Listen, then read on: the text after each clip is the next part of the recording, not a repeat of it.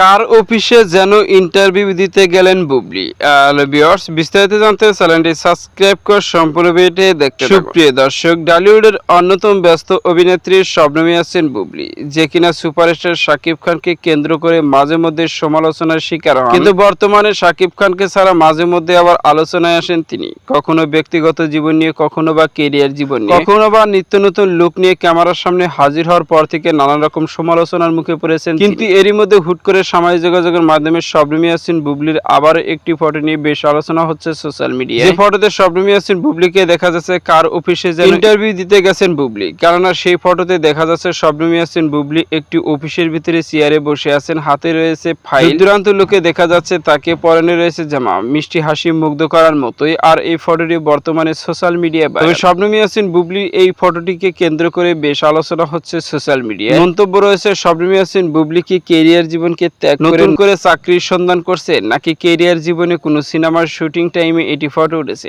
এমনই সব একাধিক মন্তব্য শোনা যায় সোশ্যাল মিডিয়ায়। তো সুপ্রিয় দর্শক, ভিডিওটি আপনার কাছে ভালো লাগলে একটা লাইক দিন। নিত্য নতুন ভিডিও আপডেট পেতে চ্যানেলটি সাবস্ক্রাইব করুন। অসংখ্য ধন্যবাদ পুরো ভিডিওটি উপভোগ করার